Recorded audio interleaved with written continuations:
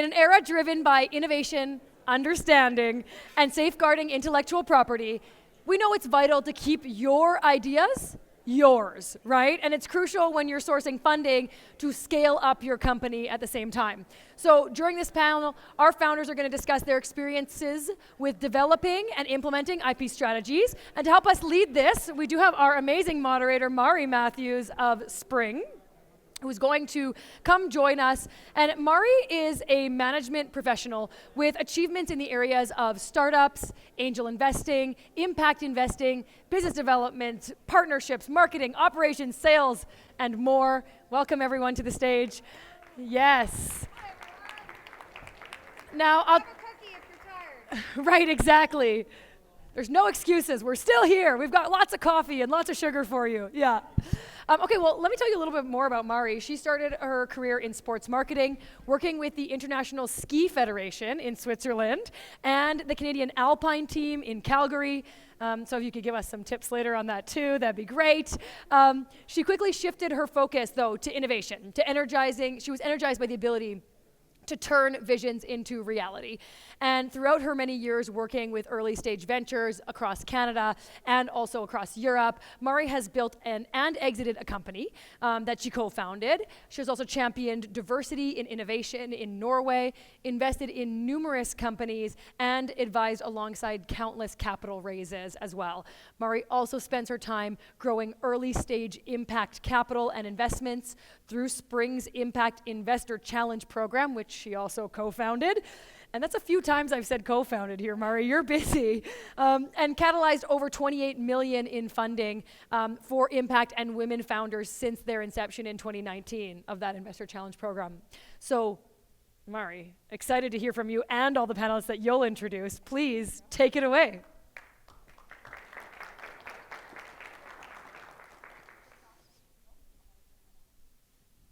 It's been a while since I've done anything live. So, hi everyone, thanks so much for having me. I'm from BC, and this is my first time in Manitoba and Winnipeg, and I'm so excited to be here. So thank you all for the invite. And I hope that we can, dig into, I had an opportunity to chat to the three individuals that are sitting here, and they have decades of experience with IP combined. So I really hope we can get a lot out of this session. So I am going to ask each of you to introduce yourselves a little bit before we kind of dive in to give a bit of your background. Mick, I'm going to start with you. Can you introduce yourselves and your company and organization? Mick is a father and a very passionate community builder alongside building IP. Great, thank you. Thanks, everyone. So my name is Mick. I'm the co-founder and CEO of SciMar. We're a Manitoba-based biotech, and we're changing the way we detect, prevent, and treat type 2 diabetes. And our technology is based on a discovery of a hormone that's called hepatolin. And hepatolin is the missing link in metabolic health and nutrient partitioning. And so that's our long multi-generation mission at SciMar. How do you follow that? My name is Rob Ranson. I'm the founder and president of Windshield Devices. It used to be Windshield Medical Devices, but we've expanded into industrial, law enforcement, medical, and military. The guy with the longest decade experience, the gray hair, etc. I've worked in 3 major corporations. I've also been on my own as a consultant for close to 20 years, and then I started to get into the entrepreneurship market, and I've had a variety of different companies, different experiences, and right now what we're working on and the team that we have, I think, is going to blow everything I've done in the past away. We're really going to crush it. And over to you, Jacquie. Thank you, Rob. Hi, my name is Jacquie Neve. So I'm not a founder per se. I was invited onto this panel from the perspective of being in the trenches, managing intellectual property in startups and in SMEs, which I've done for over 20 years. I've worked in biotech, I've worked in software enterprise companies, And right now I'm at a company called Fuel, Innovation, Design, and Manufacturing, and I'm an IP specialist and a partner in that company, and I bring IP support to the engineering projects that we do for clients, so looking at freedom to operate, invention mining, patentability searches, general IP strategy, that sort of thing. So give them a package deal. Amazing. Thank you very much for those intros. I just want to take a second to get a show of hands for all of the founders that are in the health tech space that are here today. Do we have any health tech founders? Any health tech IP? Okay, I see a few hands going up. These are 3 incredible people to speak to if you are looking for IP in the health tech space and want some advice. So I'm just going to call that out at the beginning of today because I did get a chance to meet each of them, and it's incredible, their experience. And I know, firsthand through the experience I have supporting and advising countless companies through Spring, that IP is a big, big part of kind of many innovators' journeys, but especially in this health tech space. And it can be kind of a real divider in terms of success and failure, really. So Mick, the first question is for you. I'm going to send it over to you again. How did you approach the protection of your intellectual property when starting your company? Okay, so just a little background. I don't have a background in science or research. I'm actually, I'm an entrepreneur. I've had 4 different businesses, and I really grounded in health and wellness in the community. Work with at-risk youth for over 10 years in the core of Winnipeg, and I had a kayaking school, whitewater kayaking school, and a couple other things like that that really had nothing to do with biotech and that, but it had everything to do with building community to reach potential and health and wellness kind of from a holistic perspective. And I had a lot of roots in working in collaboration with Indigenous communities as well because of the youth we were working with. So the background there is that the science that is the foundation of our company, it's actually a breakthrough that my father and his team at the University of Manitoba had worked on for over a decade. And his background and focus is hepatic research, so from the liver.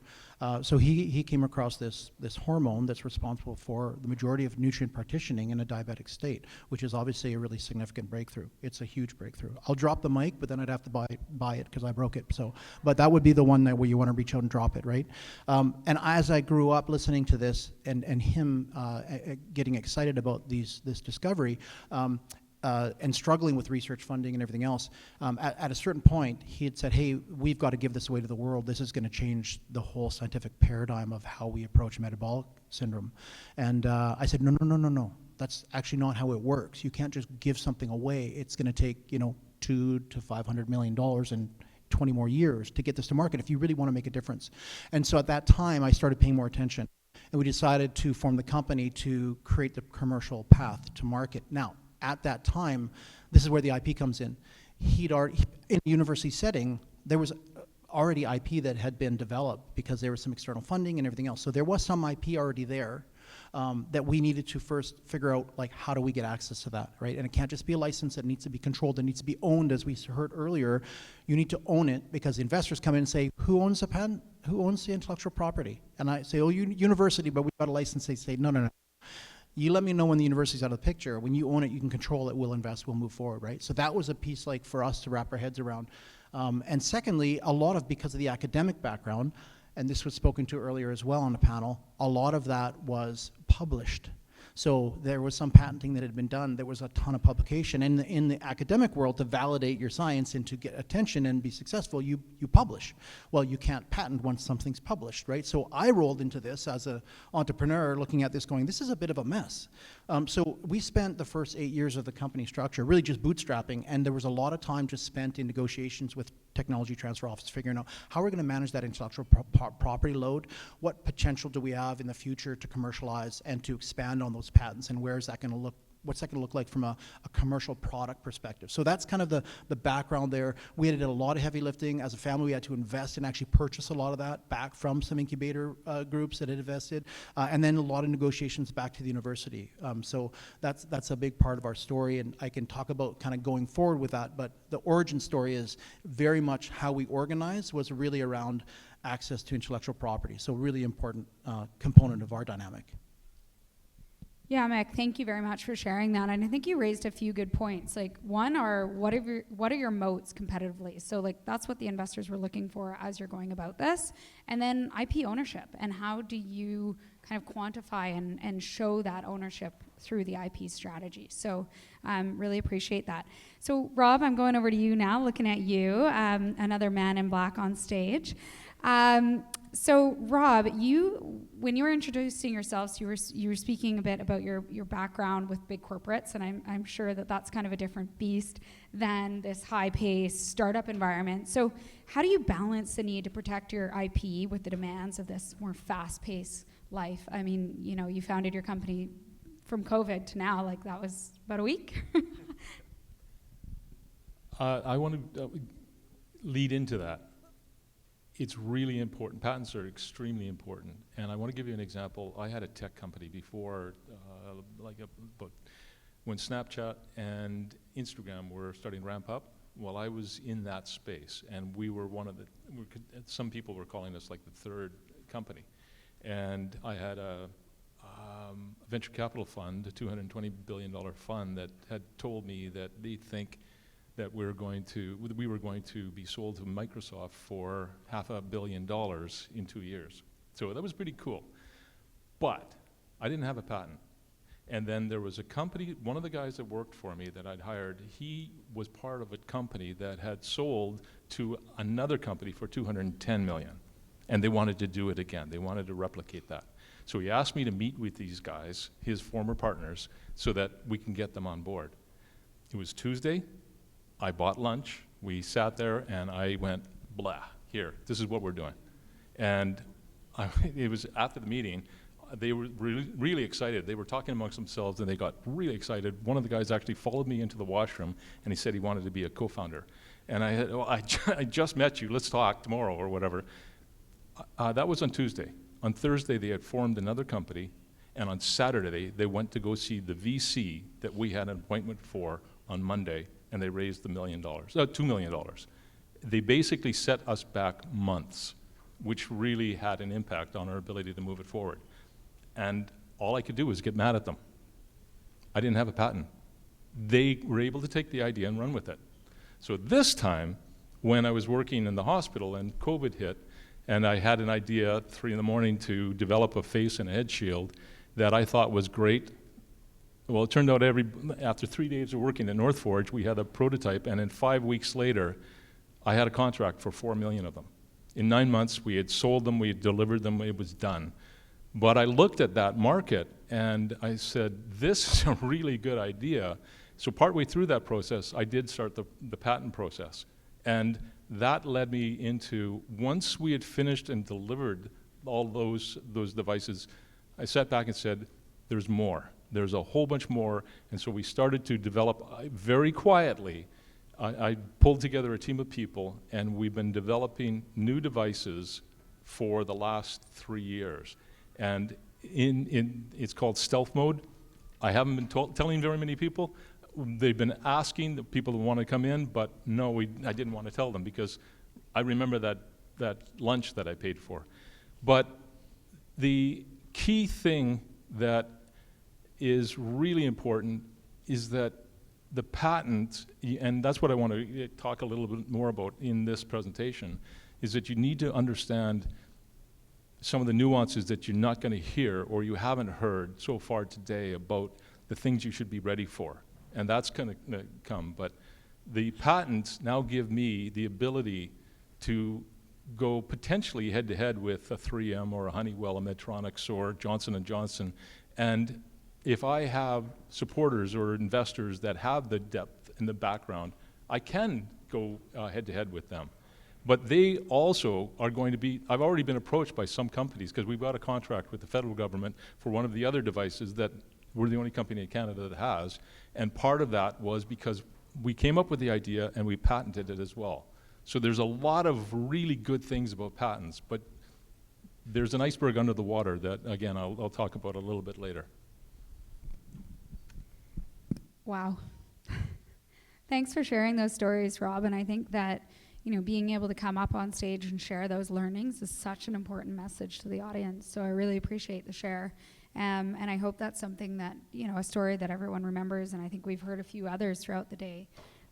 Just reiterating the importance of IP and understanding what it is and how to protect yourselves. So Jacquie, you have seen a lot of different businesses through your work in kind of building and protecting IP. In retrospect, is there anything you wish you had known or done differently regarding IP, and maybe advice or created or different thematics of ways you've gone about it? So what I wish I knew when I started managing IP, wish I knew more about, is trade secrets. We hear a lot about patents. Patents are the gold standard. They're a necessity for sure. But trade secrets can actually provide quite a lot of value to a company, and only if you manage them properly. So a trade secret has been, glossed over again. People through this event so far, but trade secret is information that provides economic value because it is secret, or only a few people know about it. So to manage trade secrets, you need to identify them, identify the economic value attributed to them, and put measures in place to protect confidentiality. So that's NDAs, security measures, training employees, exit interviews for employees who are departing, that sort of thing. So as long as you take reasonable steps, you're creating that value with your trade secrets. And it's not just technical, it's a lot of business information, like your pricing models or your supply chains. Working in a manufacturing company, I can attest to your suppliers is a very important part of your business and your competitiveness. So you don't want all of that out there for your competitors to know as well. And so I do, over the course of my experience, have had executives say, well, they'll just get stolen. And that, true, it may happen, but there's no guarantee with patents as well. There's a risk there that you won't get a patent, and by that time your patent's been published and your competitors know about it and you have no protection. So it's always about risk mitigation. And with trade secrets, of course, you do have recourse if someone misappropriates your trade secret, which will typically be an ex-employee. And you can use them strategically in combination with patents. That's your best case scenario. So you look at Kevlar as an example, where DuPont patented the material, but they kept their method of manufacture secret. And the patents expired after the 20 years, the trade secrets lived on, they kept their competitive advantage. So this goes to what Sylvia talked about, layering your IP in space and time. And so they kept their foothold in the market. It turns out, the value of that method of manufacturing is demonstrated by a unscrupulous competitor who hired an ex-employee to divulge the manufacturing method, and they were found out. DuPont sued them. DuPont won $1 billion. So if you think trade secrets don't have value, $1 billion is a pretty huge number. 20-year injunction against the company, and the employee actually went to jail for 1.5 years. So you do have recourse. So patents, absolutely, but I've learned through time that trade secrets do have value. Pay attention to them, put them in your IP inventory, and protect them. Sorry for interrupting. I just read where Coke, they have 5 people that know their trade secret, the recipe. A woman found the recipe or had a sample, went to Pepsi to sell it for $1 million. Pepsi turned her in, and they said, basically, yes, we're in competitive business, but trust and I guess respect or whatever is more important. The woman, I think she's serving 10 years. Yeah. There's lots of cases out there. If you Yeah, I want mean, to read Google and learn about it. algorithm. The Google algorithm is it's not patented. It's a trade secret. It changes all the time, but it's incredibly tight as a secret. There's Listerine, Twinkies. There's all kind of Kit Kat. They've all got trade secrets that are like critical to their business structure. The trouble with me is the family telephone, telegraph, tell Rob. and I'll let some things out, but having a team of people and being really quiet, I don't think I could really live in an environment with trade secrets, because I really want to share with the team. But filing the patents, having their names as co-inventors, yet ownership is retained within the company, that I think is more viable for me rather than having a trade secret. But I have another friend that has a communication company, and all of his are trade secrets. Jackie, I love that you brought up the balance of that. So you can have a patent, like one of our patents is for a synthetic version of the hormone we're working with, but it's broad. It leaves some guessing involved, so it's a very strong patent. And that, I've had conversation with pharma that said, "Hey, can you tell us where the change here is in the protein structure and all that?" We're like, "Well, no, that's the whole point." So that covers that off, right? But the reason why we're able to protect that and a lot of the other work is because we have a whole bunch of other trade secrets that happen in the lab in terms of it's 30 years of our research knowledge, and that stuff we won't put in a patent, because the challenge with patents is you're exposing. That's the dichotomy between trade secret and a patent, right? Is that when you decide to take out a patent, you've got a year or so to, do it quietly. But after that, everybody's taking a look at it and they're digging in deep to it, right? So I love that balance that you present. Yeah. I agree. And some of what you're talking about is really know-how. So the tricks of the trade, that has a lot of value. You can license know-how that goes along with the patent license.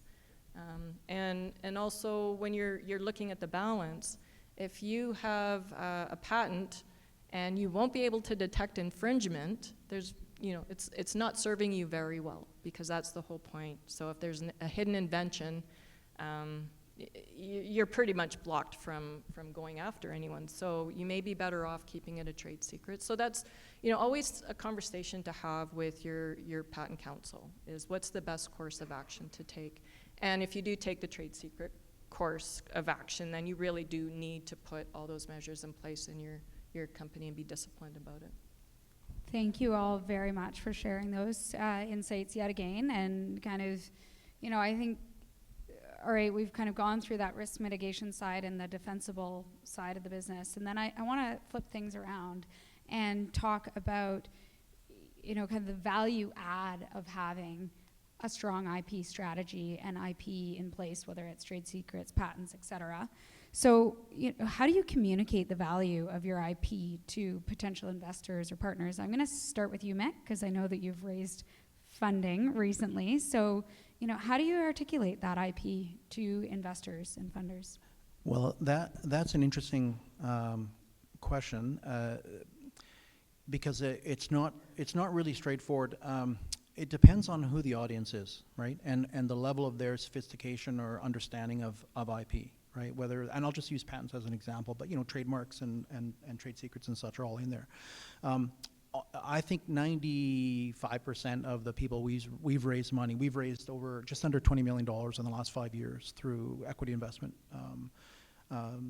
structures. And there's always a question of, first of all, you need to show them that what you have is valuable and it's unique and everything else, and it's got market space and impact and all those things, right? Which is the whole thing.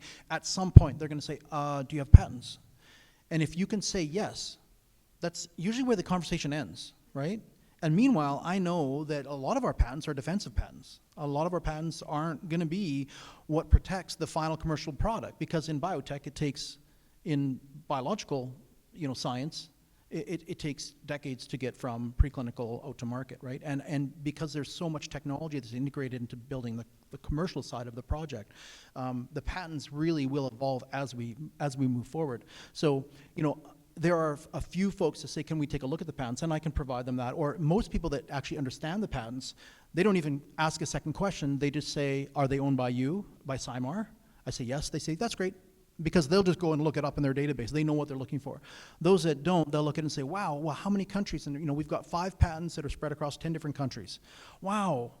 But we have a patent in China for a therapeutic, and some people say, well, that's amazing. So yeah, if you can actually defend it over there, right? Which we can. We've got partners there. But those are the kind of interesting little dynamics around patent value. Is that it's most of the time people say, do you have patents? You say yes. They move on. And so I enjoy getting to the conversation around, well, those patents that are valuable right now, because I have to be able to go in front of investors and say I have patents, and I need to be able to be out there working and talking about our science in order to share enough to convince someone to give us investment dollars. So that protects that conversation. But in reality, that's the first or second, round of an evolution of patent protection that we're continuing to work for, right? And that's why, a little plug for ElevateIP, we're going to be benefiting from ElevateIP, even though we've been doing patent work for over 20 years. It's an incredible opportunity to reset, look at what is our strategy going forward, and we have a whole bunch of other patents that are in the works right now, so having that extra support right now in the pre-revenue stage we're in is incredibly valuable. So I appreciate that, and certainly it's an ongoing evolution as far as how you leverage and develop your patents and your IP. Thank you, Mick, for sharing that, and completely agree. I think it's incredibly important, the work that NorthForge and ElevateIP are doing and the government support in kind of bringing this to the forefront and also supporting, because I think it feels like a barrier for a lot of founders to have to kind of go down that, and funding's always tight, resources are tight, so that's a challenge. And I think I'm reflecting as you're speaking a little bit as well too, and with a health tech company and kind of wearing the investor lens now, quite often you're pre-revenue for a very long time, right? And so you're trying to develop different areas to prove the valuation that you're raising upon. And I think that IP is an important piece of that. So absolutely, 100%. The IP, really, the IP is your value. That is your asset, right? When you look at it, anybody can lease a lab and hire technicians. Anybody can contract a company to create a product, right? But it's the IP as your pre-revenue going forward, and you're trying to say, hey, as we continue this path, this is our valuation increasing. Here's what we're doing, right? If you don't have IP in some way that's clear and defensible, then as a pre-revenue biotech for years, you don't have much, right? So yeah. You're bang on, 100%. Yeah. Amazing. Rob, did you have any commentary around using IP and kind of how that might relate to your investor dialogues as you go throughout your fundraising journey? Yeah, using IP to value your company or take it to investors, the approach that I've taken is I look at the devices we've developed, and I'll use the example of the one that we had the federal contract for. That device doesn't exist. When the Innovation Challenge was put out, they said they're looking for a breakthrough device. It's for men with beards and religious head coverings. So that's one of the reasons why I have a beard. My wife doesn't like my beard. I love my beard, but she doesn't like it. Anyway, we're developing a device for that. There's 44% of the men of the world that have beards. There isn't a device that can protect them from airborne pathogens.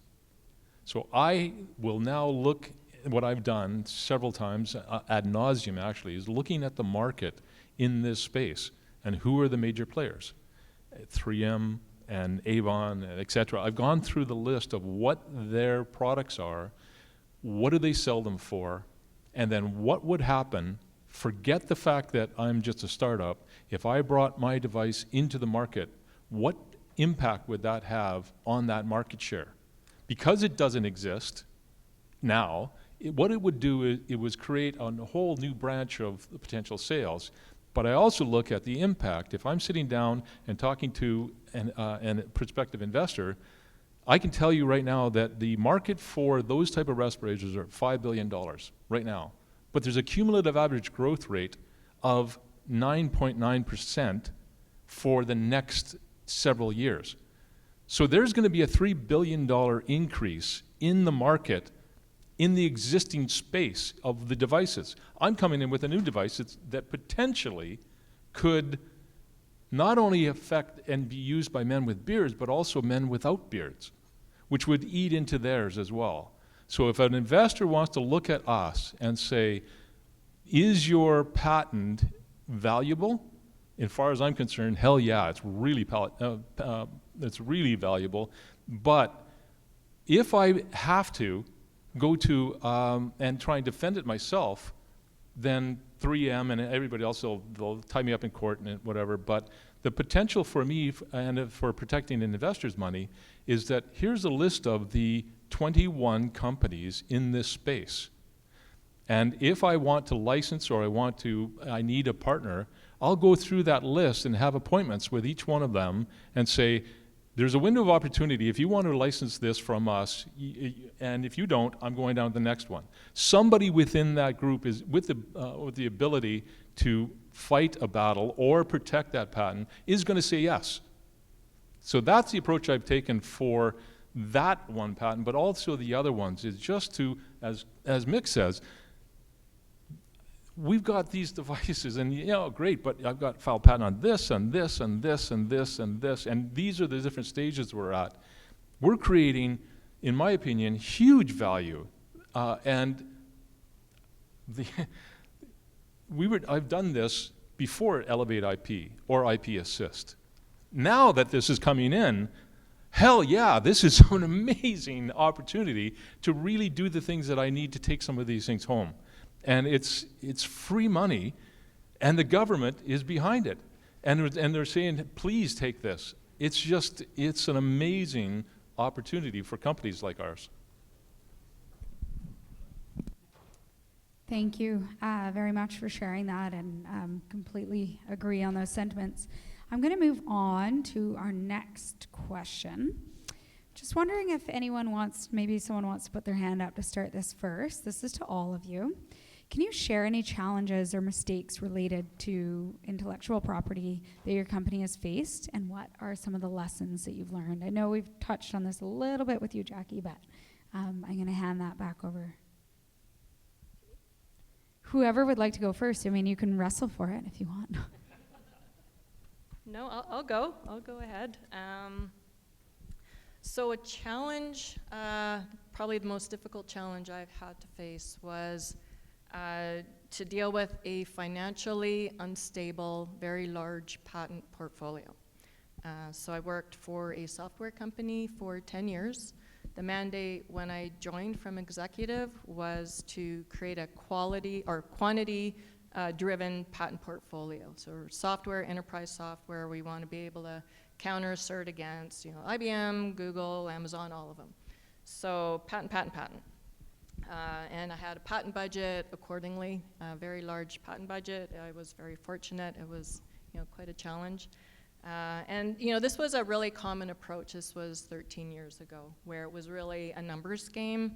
Today, you really need to balance quality and quantity, but that was the reality back then. So pretty successful in that regard. 90 issued patents, 60 patent families. The core patents were filed in over 10 different countries. All's great until the company goes into a bit of a lull and it's company-wide budget cuts and all eyes are on the patent portfolio. So we did, prune as we went along, but we had to really take a hard look at what we had to get rid of, and it wasn't easy. Had to work really closely with R&D, make sure we weren't going to make any mistakes, things that we would regret. So we right-sized it pretty well. But, meanwhile, we thought, well, let's try and out-license some patents that are non-core to us, or sell some patents. But we didn't have enough runway. That takes time. So, really, you got to think about that ahead of time. And so, lesson learned really is to, really have visibility on your costs, not just for the next year, but for every year for the next 5 years. And, Rob touched on it, that there is a iceberg lurking underneath, and that is costs.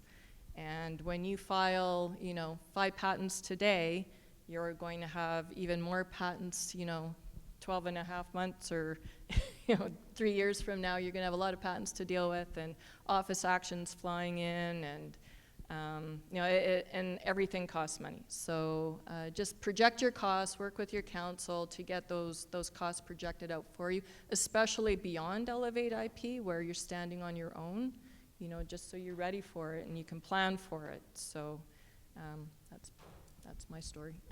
Thank you. Over to you, Rob. Think of it like having kids. They're great, they're beautiful, you can have pictures, you can show your friends, you can show your family, they're up on the pictures on the fridge, and then they get a little older, and then you have hockey lessons, and then you have to take them to school, you have to buy them clothes, It's the same as the filings, it's the translations, it's the filing in the different, I've had to sign over and get power of attorney because we filed in India.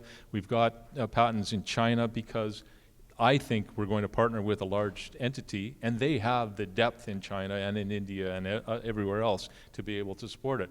But I've got to be there and not say, you know what, 2 years ago, we were really good. And as you mentioned, Jackie, just budget for it and make sure that the money is there. And use these 2 years for ElevateIP for, if it's $100,000, get ready to know that there's going to be follow-on costs with it to maintain it. Otherwise, you'll just be another person, another company that has great ideas that are abandoned. And just be careful of that. Make sure that the money's there.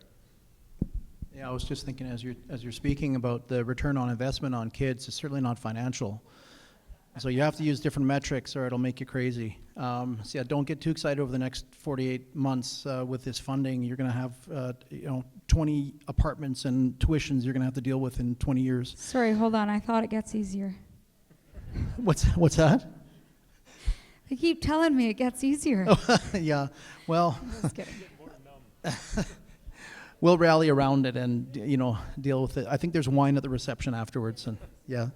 One of the elements that I reflect on, because this is for me this is a multi-generational project, and it's steeped in 20, 30 years of science and then the commercial path. And so when I look at it and go, geez, what are the things we maybe, if I was involved earlier and maybe knew more earlier and had some control over how that would actually roll out, like if I had to design it from the day one, I would have suggested I would have put a publishing ban on the academic team like 15 years ago, and say you can't publish anymore for a while, right?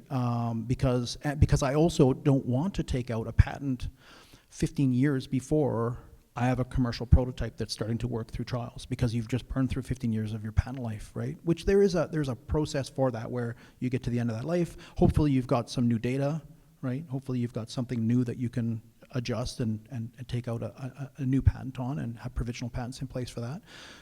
But I would say that that's one thing is, hey, we put a publication ban on in 2016 when we founded the company in 2009, right? And it was unheard of because our whole science team were academics, right? And they say, well, how are we validating our science? And it's true actually, because part of the investor conversation is, do you have patents? Yes. Okay. But is the new science you're working on been published? And say, well, no, that's not been published. Well, when it's published, let us know. What journal is it in? How's it been validated? I'm going, well, we need to get patents before we publish. Well, so there's that. It's a chicken and egg, right? So that's a really challenging dynamic. But in terms of lessons learned, if I had to, I would say, stay undercover, stealth mode, trade secret for as long as you can. And then when you need to start sharing that for some reason, whether it's product development or whether it's raising money or sharing your story with the community to get support, people rallying around you, then you need to consider, okay, now it's time for patents because I need to be able to talk about it. But I tell you that you're opening the kimono pretty wide with a patent, and it's a scary time. So that's one aspect that I would change, if I had to. All right, guys, this is where it gets intense. Have you encountered any instances of IP infringement? And if so, how did you handle it? I haven't yet, but I'm going to be right up front. I'm not looking for it. I don't want to see it. If it's happening, I don't want to know about it right now because that'll suck me away. Might give you gray hair. Pardon? Yeah. It'll bring the color back. It'll be traumatic. It's coming. It's coming for us all, the gray hair. But I'm almost purposely avoiding it because if it happened, I would keep me up at night and I would be focused on that versus how are we going to move the company forward. I will take a mental note, put it down and say, it's over here, tell my lawyer about it, but continue on and stay forward until we get properly funded, until we've got the movement and the momentum in the market. And then, okay, yeah, hey, listen, let's go for lunch. I want to talk to that person and we'll talk about what they're doing. For sure, and I think, sometimes it could be validating of the market too. So if you know that, but I like what you're saying, stay in your lane and execution. Execution can be everything sometimes. So Mick or Jackie, any thoughts around infringement? Maybe I'll start then if you've got a few. Okay, wow. Okay, well, so we haven't had that, but there was a situation where a group that had been working with the science team took out a patent separately, didn't include the science team, didn't list the inventor appropriately, so it was a very, fraudulent, illegal, unethical act. We decided to not fight that battle because it was a patent that wasn't core to us, and it was, frankly, they were going off in the wrong direction, and they ended up getting anywhere with it. But we had to let that go. So we had a little taste of that.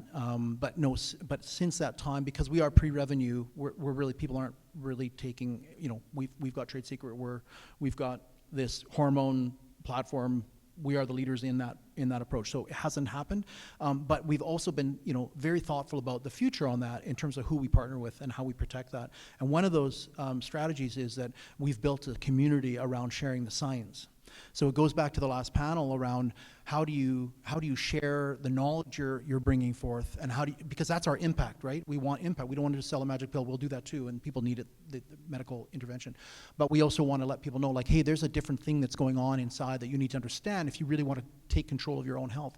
So we have a podcast that has over 500,000 listeners to it. There's a fan base, right? We're sharing that information. We're trying to change the paradigm in the communities, working with Indigenous communities and all kinds of other grassroots initiatives. So part of that is, if we are ever challenged in a commercial setting based on someone infringing on our patents, we have a brand play, right?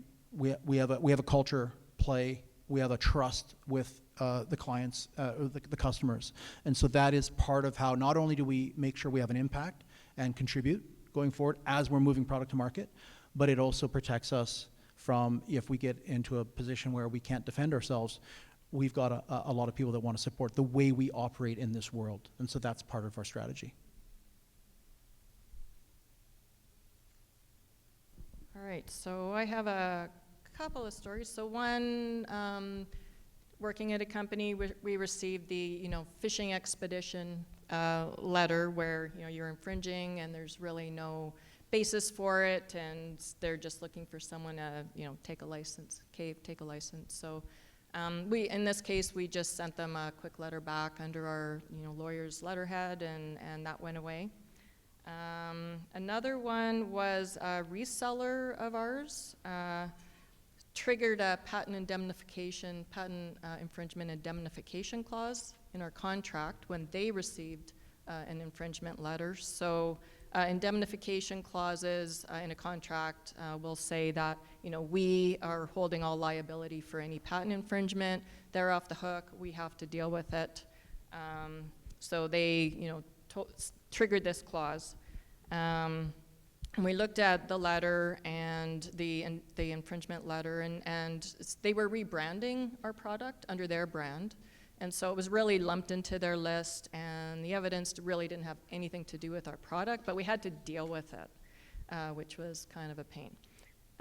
So this is like one of the major medical imaging OEM manufacturers in the world, dealing with their head legal counsel, and we had a bit of a debate about who controlled our defense, and our indemnification clause clearly said we control it. We wanted to because it was our product and we knew our technology. So we defended it, a few back and forths, and we were successful, but it cost us a bit of money. So lesson there is to just always have a bit of contingency money in your budget, which I always did, to cover legal costs like that, unexpected legal costs.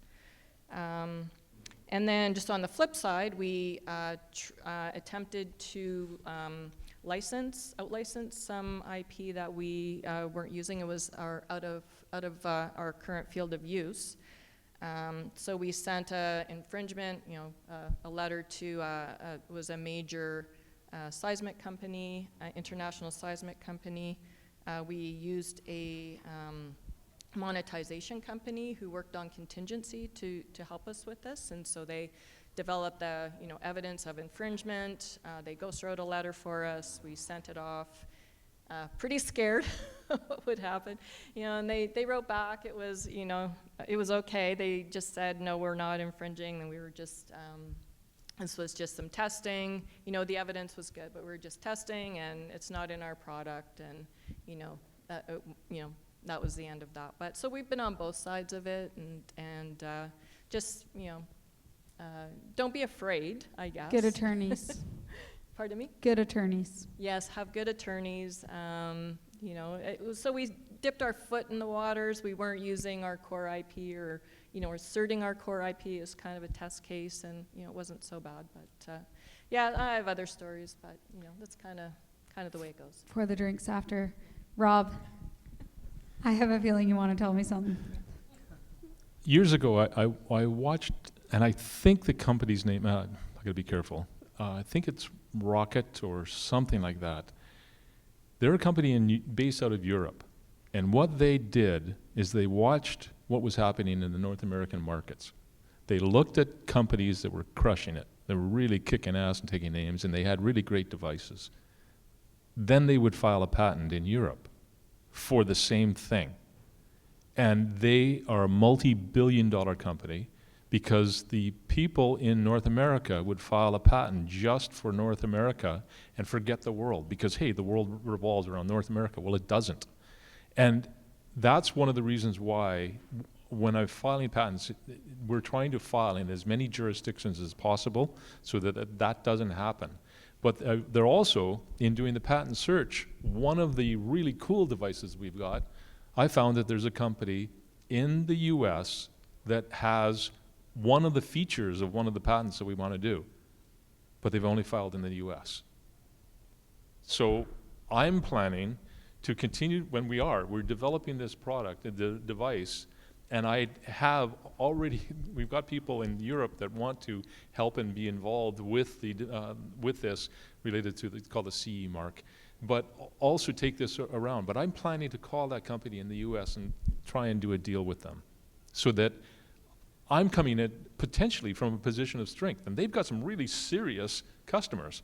But I can, when we have our patent and it's approved, I'm kind of like that rocket builder or that rocket company. And I'm not trying to be kind of vindictive or whatever. It's just good business. And I think I can help them grow the market. Yeah, thank you so much for touching on the global perspective because I don't know a ton about IP, but what I do know is just, how different it is depending on where in the world you are and different in terms of, timelines, but also defensibility and understanding that and knowing kind of your market and where you want to be playing and having your IP reflect that. So thank you so much for sharing that. How's everyone doing? We have one last question, and it's really looking to the audience for this last question and reflecting on, okay, so, we're at the end of the day today, more or less, other than drinks and some fun after this panel. So takeaways, I'm thinking takeaways, and takeaways for this panel. If anyone has like a burning question, feel free to answer or raise your hand. But otherwise, I'm just going to hand it back to our panel for one final question. What advice would you give other founders about building and protecting their IP in today's business landscape? And maybe we'll do a little Adam Grant and do like a fire round on this one. So like kind of quick and dirty. What's the advice so everyone remembers it walking out of this room? Be laser focused on what you're trying to patent. So don't try to cover everything. It will be costly and backfire in the long run. And secondly, work with a partner in the long run so that they understand your technology as well as you do, so that they can become a partner in your strategy. So those are my two takeaways. Thank you. Over to you, Rob. Our first speaker, the woman that invented Nix, she mentioned that she writes or is involved with the patent process, and that kind of put hair on the back of my neck up a little bit until she said that she was sitting down with a patent lawyer all the time, and he or she was guiding her in that process. There are people, and I can name them, that have said, no, I'm going to write my own patent. Don't do that. you always need to have somebody there that really understands what's going on behind the scenes and that can help you. It's also, if I turned to Jacquie and Jacquie turned to me and said, hey, you know what, that device that you're working on, and maybe if you wanted to, if you took this, and she suggested taking something from here down to here, I went, good idea, and I put that in. I have to list her as a co-inventor.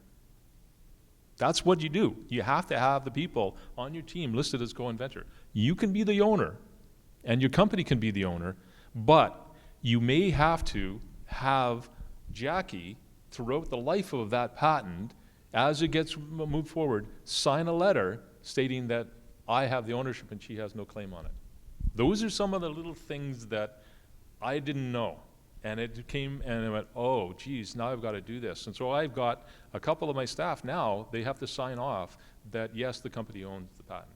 But if they want to be part of a stock option plan, they better do it. And it's also part of the agreement. But that's something that I wasn't aware of.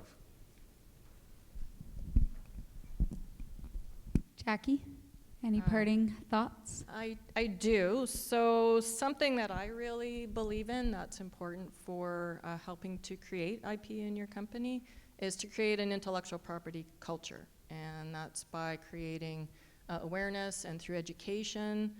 When I join a company, the first thing I do is a series of lunch and learns, and I continue that throughout time. I do workshops, searching workshops, how to recognize invention workshops, all sorts of things. And so, you're really making IP a team sport in your company, which really goes a long way to identifying IP, to protecting IP, creating IP. I sit in meetings, I'm a participant in all the technical meetings and the business meetings, so there's a visibility of IP in the company. And it gets to the point where people stop you in the hallway and, I have this invention, or I see someone's infringing on our trademark. So it's very interactive that way. And so that's, I think, super important. And if you don't have someone to come into your company to do that, like who's at your company who can do that, a lot of law firms will help out with that. They may do seminars for free. If you're just you're the only one in your company, just watch a bunch of videos. Or, there's an awesome series on that CIPO has. It's a podcast series called IP Voices, and I don't know if anyone's heard of it. If you haven't, it's on Spotify. That's where I listen to it.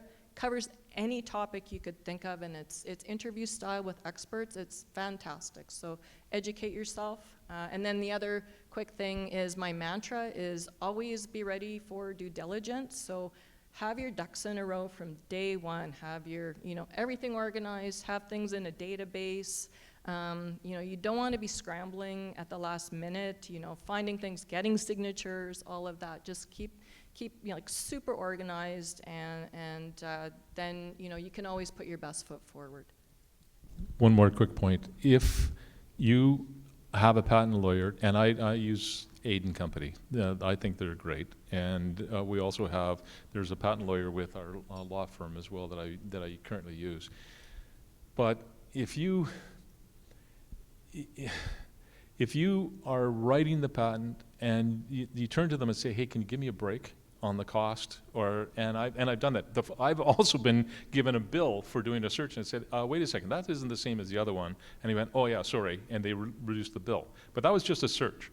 When you're actually trying to save money, if you are trying to save money on a patent cost, they can dumb it down, but it's going to be more costly in the long term, because there's going to be a whole bunch of other claims that will come in that they'll have to defend the claims. So it's false economy. And as Mick says, do it right, really get laser focused as to what it is you want to patent, and try and do it right at the start. Try not to save money when you're doing it. And with this IP Assist and IP Elevate, it's perfect. Thank you all so much. Huge round of applause for our panelists.